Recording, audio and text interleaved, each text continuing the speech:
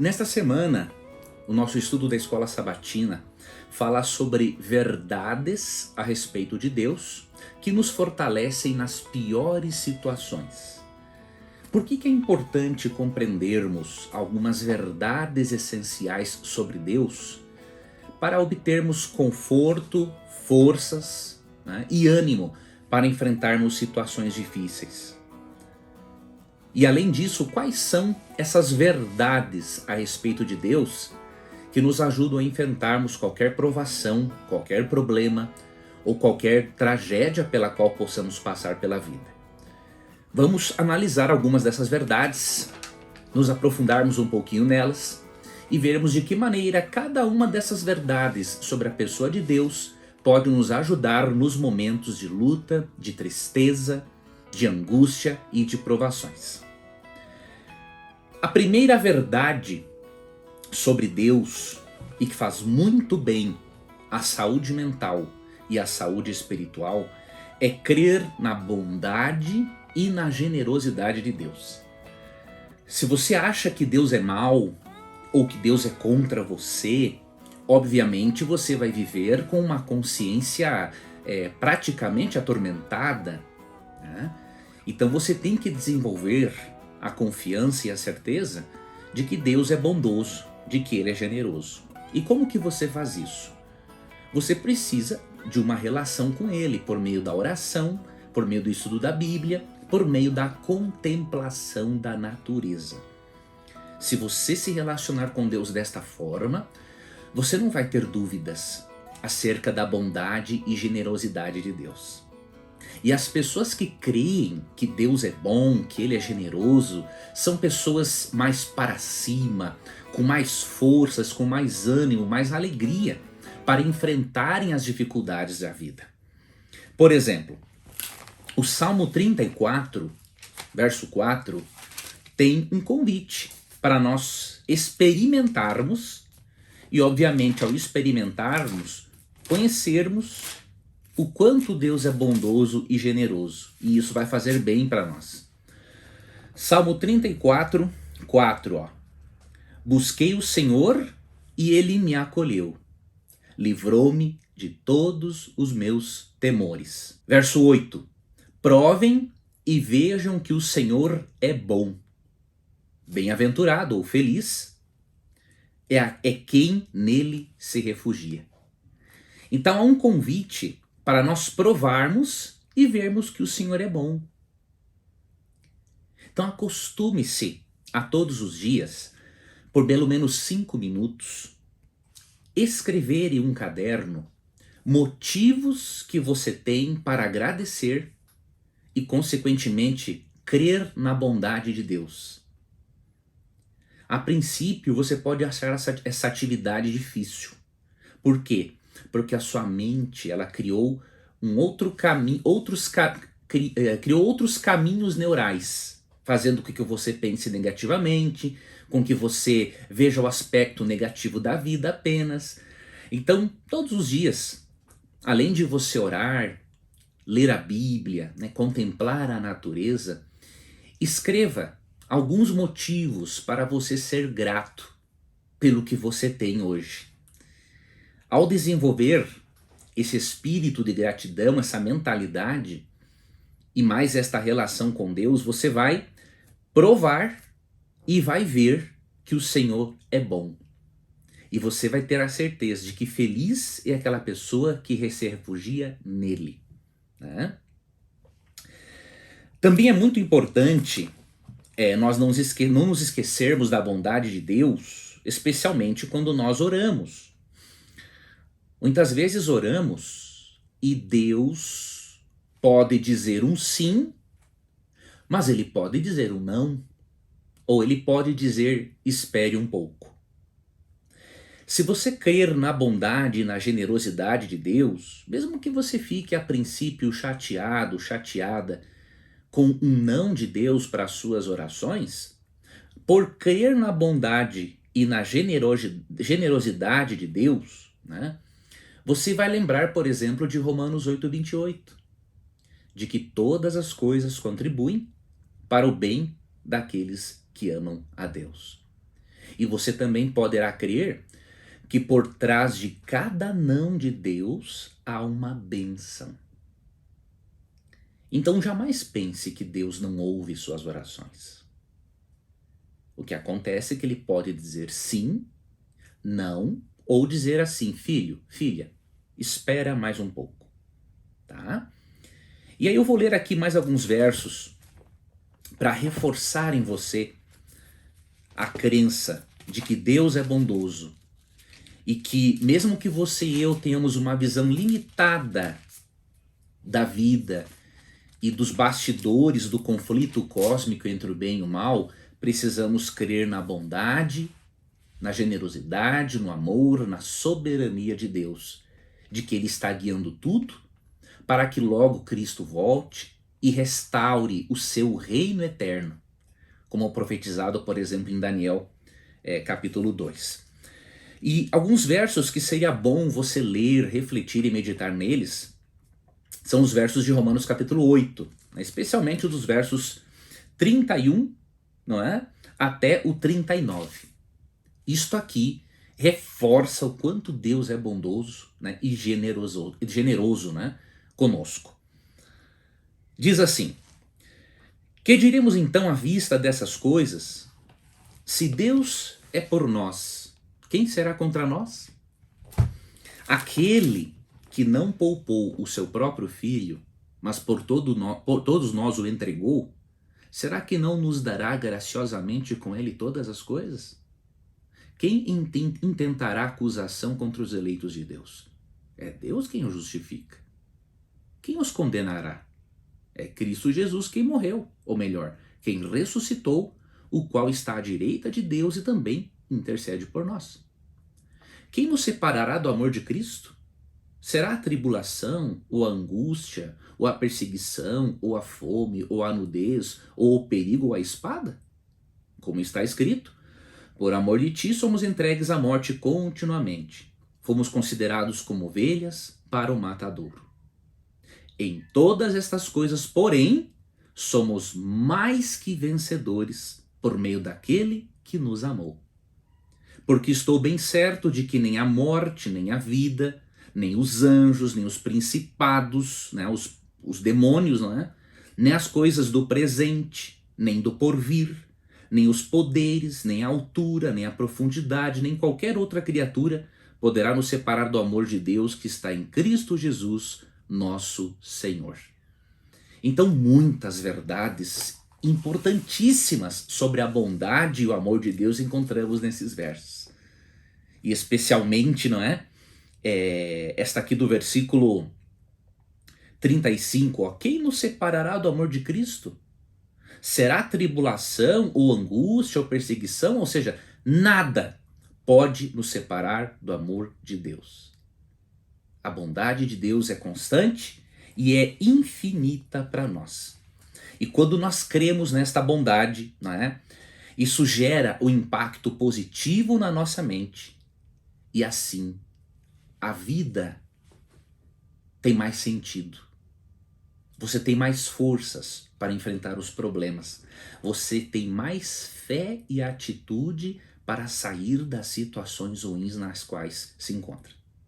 Então esse é o primeiro aspecto do caráter de Deus, as primeiras qualidades do caráter de Deus que devemos internalizar, né, para nós nos relacionarmos com Ele e nos livrarmos ou nos sairmos bem diante das provações. Devemos crer na bondade e na generosidade de Deus. Também é muito importante que nós creiamos na atuação de Jesus em nossas orações. Por quê? De acordo com 1 Timóteo 2,5, há um só mediador entre Deus e os homens, Cristo Jesus, homem. E além de ele ser mediador, Hebreus 8, 1 e 2 diz que ele é o nosso sumo sacerdote no céu. O que isso significa? Se você ler João 5, 22, você verá que além de intercessor e sumo sacerdote, Cristo é juiz. O texto diz assim, O Pai a ninguém julga, mas ao Filho confiou todo o julgamento. Então o que esses três textos querem nos dizer? Que Cristo, estando no santuário celestial, exercendo o seu sumo sacerdócio que envolve intercessão e juízo, a presença dele lá é a garantia da nossa vitória. Tanto em relação aos problemas atuais, tanto no conflito contra Satanás e os seus anjos, quanto temos também a certeza da vitória eterna no final. Então analise, se o seu advogado é o seu juiz, como que você vai perder a causa? Só se você realmente quiser, porque não tem como. O mesmo advogado que intercede, que lhe ama, que deu a sua vida para pagar uma dívida que você tinha para com a lei dele, este mesmo advogado é o seu juiz. E se o desejo dele é te salvar, você só vai se perder se você realmente quiser. Então, tendo este conhecimento, você já pode entender por que Jesus tem uma atuação importantíssima na oração. Eu estou aqui lendo hoje na Nova Almeida e Atualizada, tá? A Nova Almeida Atualizada é a versão que estou usando hoje. Só que agora eu vou ler João 14, verso 14, na nova tradução na linguagem de hoje. Para você ver o que diz aqui, ó. Eu farei qualquer coisa que vocês me pedirem em meu nome. Né? Veja, por que é importante crermos que Jesus é atuante em nossas orações? Porque crendo nisso, nós vamos ter a certeza de que nossas orações serão atendidas.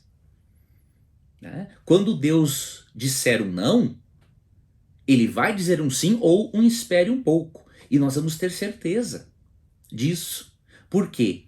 Porque graças ao ministério sumo sacerdotal de Cristo, ao seu papel como intercessor e juiz, ele pode fazer com que nossas orações sejam atendidas, tanto por Deus Pai quanto por Ele mesmo. Ele disse, ó, qualquer coisa que vocês me pedirem em meu nome, ó, eu farei qualquer coisa que vocês pedirem em meu nome. Né? Então é fundamental orar em nome de Jesus. Primeiro, quando você ora em nome de Jesus, você demonstra fé nele como Deus, sumo sacerdote, salvador e intercessor. Segundo, devemos orar por causa dos méritos dele. E assim todo o céu trabalhará em nosso favor, graças aos méritos de Jesus. E terceiro, orar em nome de Jesus garante o cumprimento da promessa, não é? Das suas promessas, como por exemplo a de Filipenses 4,19. Né? Lá diz que Deus vai suprir todas as nossas necessidades, sejam de ordem física ou emocional ou espiritual, tá? Então, creia no papel de Jesus, na atuação de Jesus em suas orações. E não se esqueça de Romanos 8,26. Lá é dito que o Espírito Santo, com gemidos inexprimíveis, atua em você e em mim, para que nós possamos aprender a orarmos, para que esta mensagem chegue a Deus da forma correta, para que nós aprendamos a pedir de forma correta e assim essa mensagem chegue a Deus de forma correta. Ou seja, considerando Romanos 8,26, João 14,14 na verdade, e também Judas 1,20, vemos que os três maiores poderes do universo, Deus Pai, Deus Filho e Espírito Santo, estão envolvidos nas nossas orações. Então esta é uma outra coisa que você tem que ter a certeza, da atuação de Cristo e de toda a Trindade em suas orações. Outra verdade sobre Deus que devemos cultivar na mente é a verdade de que Deus ressuscitará os mortos. Esta é uma das verdades mais importantes para o cristão. Por quê? É através da ressurreição de Cristo que o cristianismo tem lógica. Como diz Paulo em 1 Coríntios 15, 17 e 18, se Cristo não ressuscitou, é vã a nossa fé. E os que morreram em Cristo pereceram, ou seja, não há esperança para eles. Mas graças a Deus, temos comprovações, não somente bíblicas, mas até algumas menções históricas de pessoas que acreditaram na ressurreição de Cristo.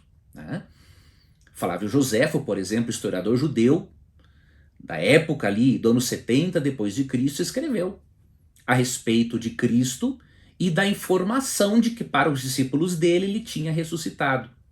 Você vai em 1 Coríntios 15, 1 a 4, e ali nós vemos que tiveram cerca de 500 testemunhas oculares da ressurreição de Jesus. E nenhuma delas foi contraditada em qualquer documento até hoje, porque elas viram.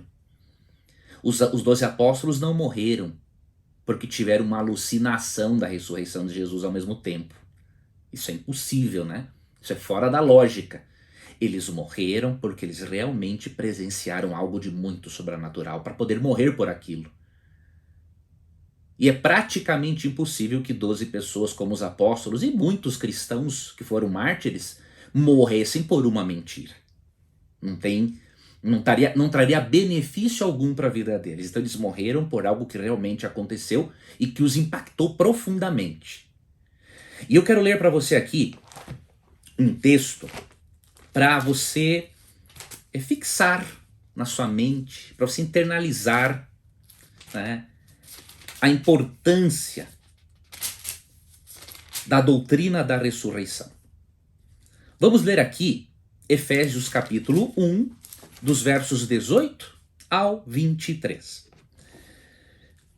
Peço que ele ilumine os olhos do coração de vocês, para que saibam qual é a esperança da vocação de vocês, qual é a riqueza da glória da sua herança nos santos, e qual é a suprema grandeza do seu poder sobre nós, os que cremos, segundo a eficácia da força do seu poder.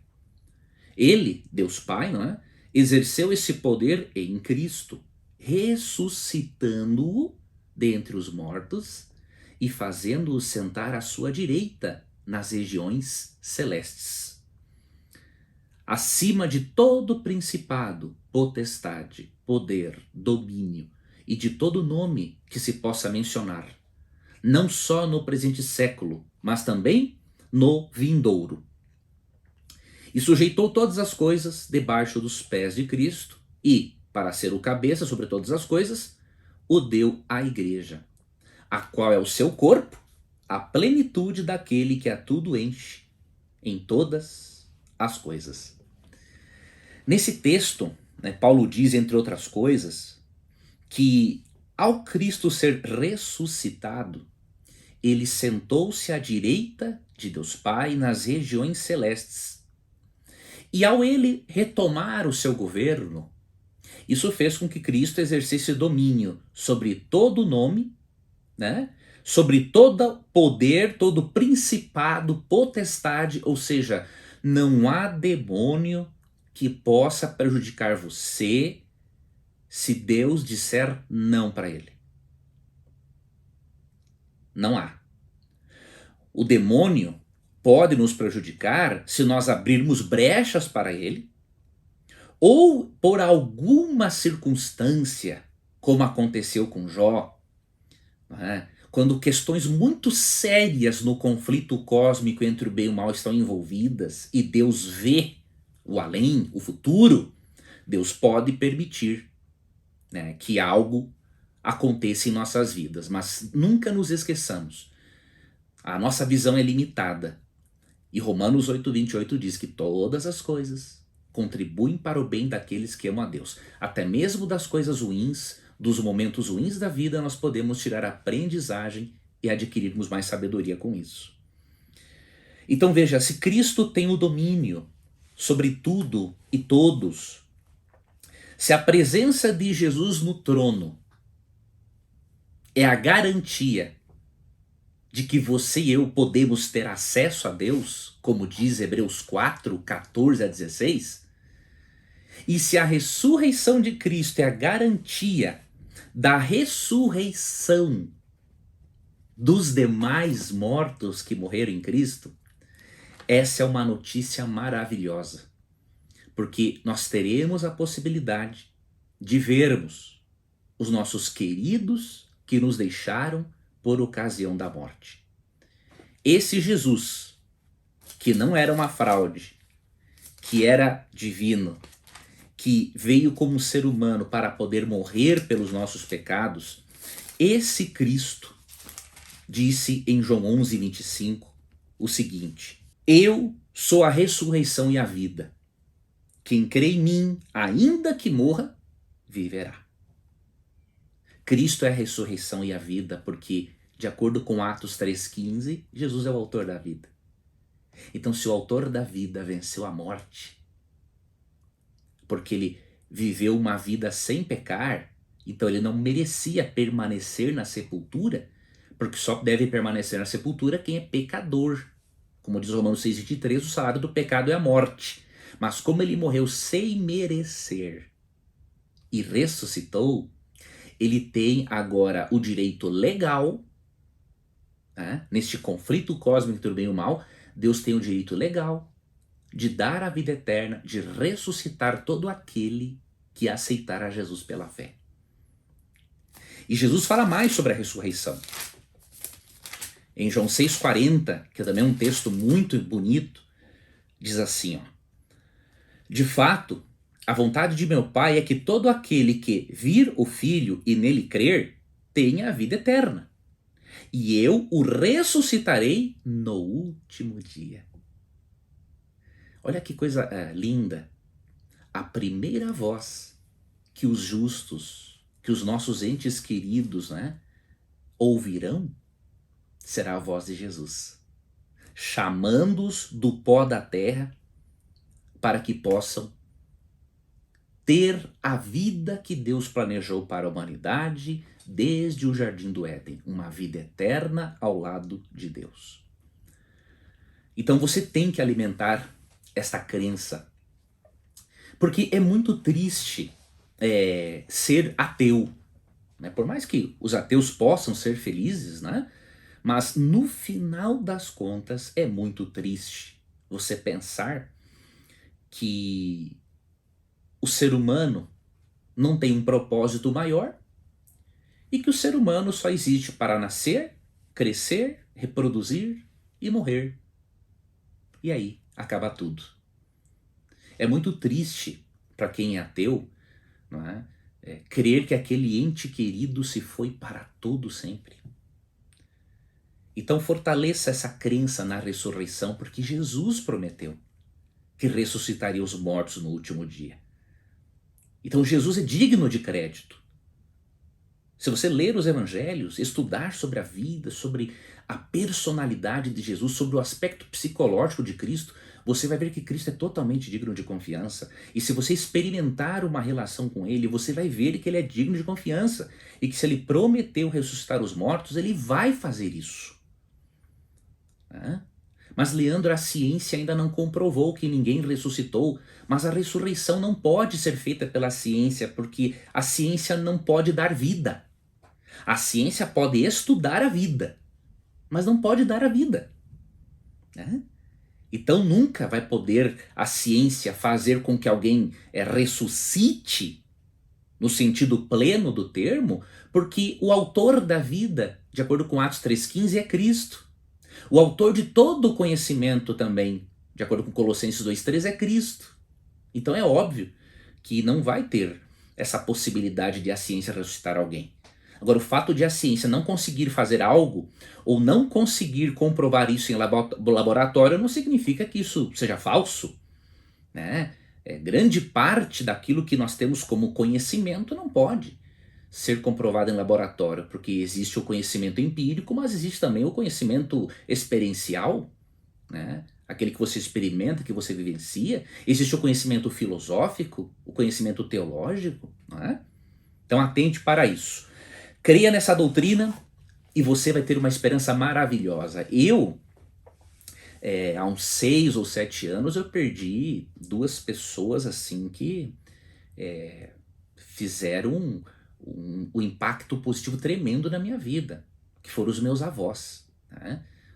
Eu lembro que o meu avô faleceu de um câncer, né, no dia 31 de dezembro, e a minha avó, não sabendo da morte do meu avô, morreu 2 dias depois. Você acredita nisso? Nesse período, né, eu tinha passado cuidando do meu avô nesse período, né, vi o sofrimento dele com o câncer, mas também vi a raça dele, né? Ele não tinha medo de nada, de dor, não tinha medo da morte, ele enfrentava tudo, né? E ele tinha muita fé em Cristo.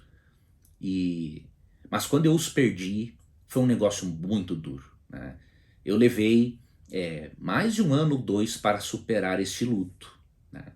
Tive que fazer terapia, entrei em depressão também na época, não consegui, né? Não tinha estrutura ainda psíquica para suportar esse baque, não é? De perder essas 2 pessoas aí que tanto amo, né? E que me amaram assim demais. Mas eu fico ao mesmo tempo contente, primeiro porque Deus me deu o privilégio, né, de ter convivido com os meus avós, de ter sido neto deles, de ter sido muito amado por eles, de forma incondicional. E ter também alegria, porque eu tenho essa esperança em Cristo, na ressurreição deles. E que um dia eu vou poder revê-los. Não agora com a natureza humana degenerada pelo pecado, mas vou poder revê-los glorificados, não é? Então alimente essa esperança, porque pode ter certeza, é muito melhor você ter essa esperança, é muito mais saudável você ter essa esperança do que você ser um ateu e não crer nesta possibilidade de uma nova vida no futuro.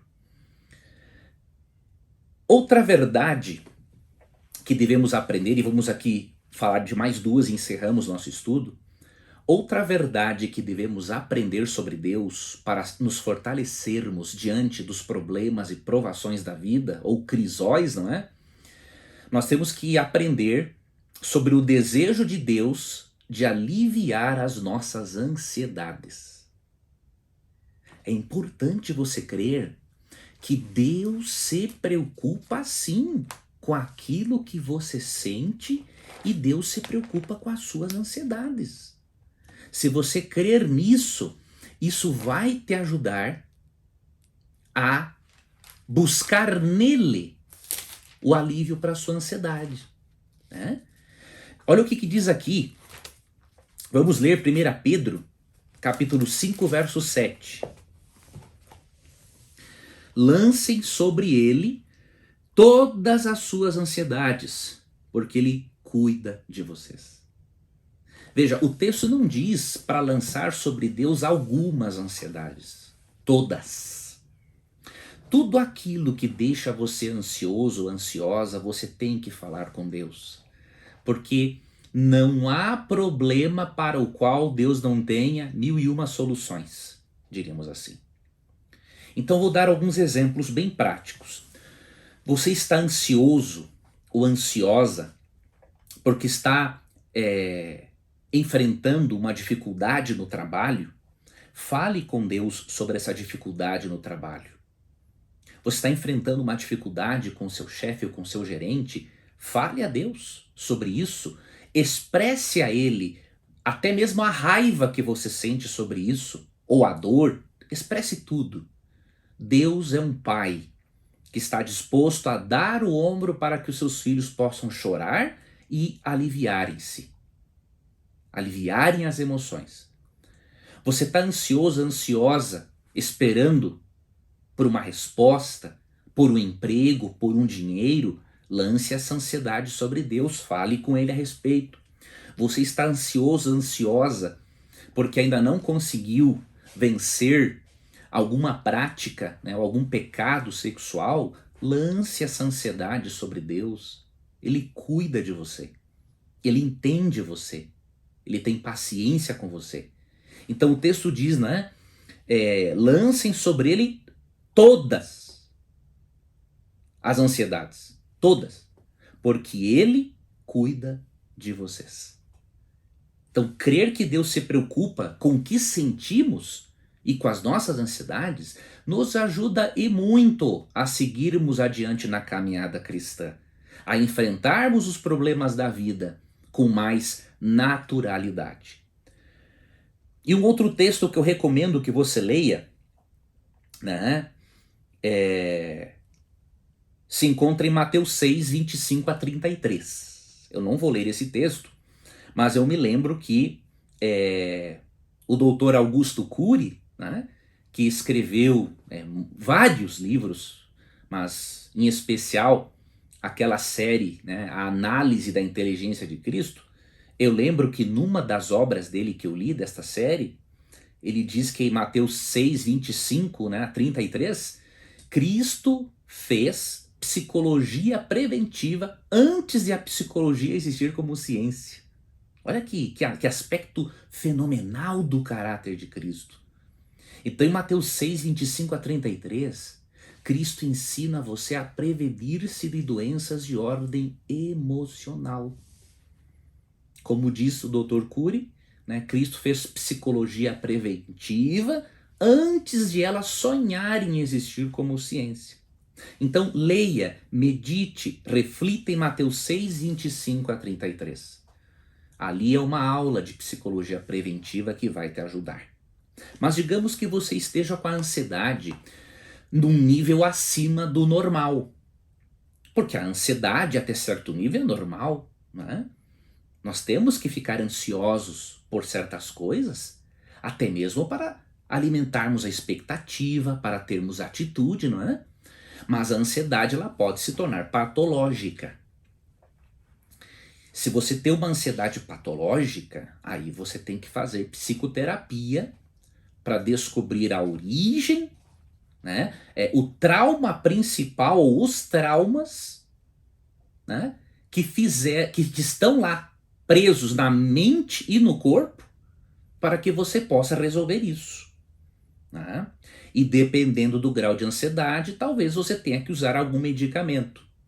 Se você nunca usou medicação controlada, você pode começar usando ansiolíticos, digamos assim, naturais.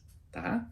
Mas agora, dependendo do caso, né, você vai ter que usar algo mais forte realmente para poder ter saúde. Mas isso só quem pode avaliar é o psicólogo e o psiquiatra. Se você se automedicar para ansiedade, você vai ter um problema muito sério. Vários problemas, na verdade. Porque o que acontece? Você pode ter ouvido assim, não, um amigo ou amiga tal falou que tal medicamento é bom para ansiedade. Mas veja, cada organismo reage de uma forma diferente à medicação. Então você não pode se automedicar, porque aquilo que faz bem para o seu amigo pode fazer muito mal para você. Então é muito importante que você lance sobre Deus, fale com Ele sobre suas ansiedades, e se a sua ansiedade atingir um nível patológico, busque ajuda psicoterapêutica e ajuda psiquiátrica, ok?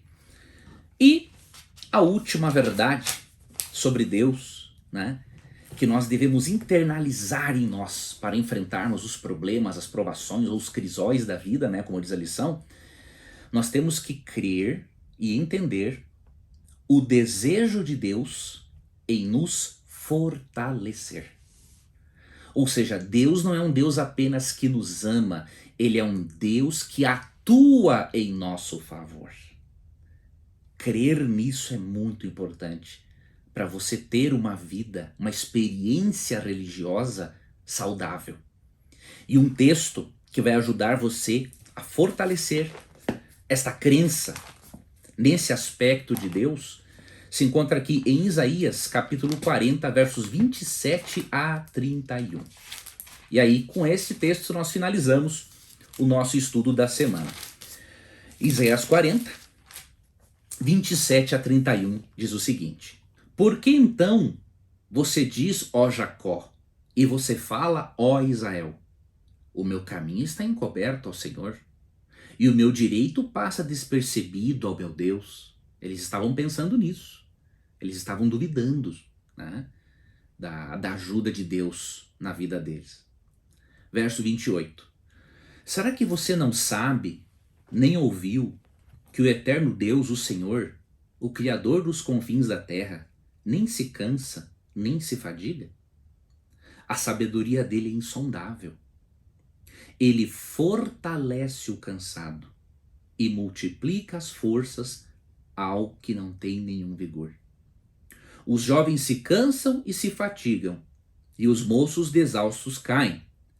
Mas os que esperam no Senhor renovam as suas forças. Sobem com asas como águias, correm e não se cansam, caminham e não se fatigam. Por mais que o ser humano duvide, muitas vezes, da atuação de Deus na sua vida, como aconteceu aqui com os israelitas, não é? Deus garante para nós que ele fortalece o cansado, multiplica as forças ao que não tem nenhum vigor, e que aqueles que esperam nele, confiam nele, renovam as suas forças. Correm e não se cansam, caminham e não se fatigam. Ou seja, Deus é um Deus que ama e que age em seu favor, dando a você forças, tanto força emocional quanto força física, tá? É o que o texto diz, para você superar os problemas, para você ter uma vida de qualidade, uma vida saudável, e para você ser, como diz Romanos 8,37, mais do que vencedora por meio de Cristo Jesus. Já não seria bom sermos vencedores? Mas a Bíblia promete que nós somos mais do que vencedores por meio de Cristo.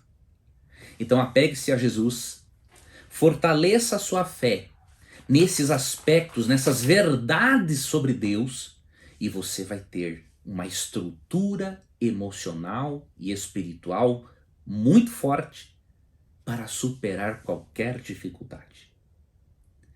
Na nossa próxima lição, nós vamos estudar, será a lição de número 9, uma vida de louvor. Eu vou explicar para você o que é o louvor, o que significa louvar a Deus e o que uma vida de louvor pode trazer de benefício para uma pessoa, tá? Então não perca a nossa próxima lição. Que Deus abençoe a você, muito obrigado pela sua companhia e até a próxima.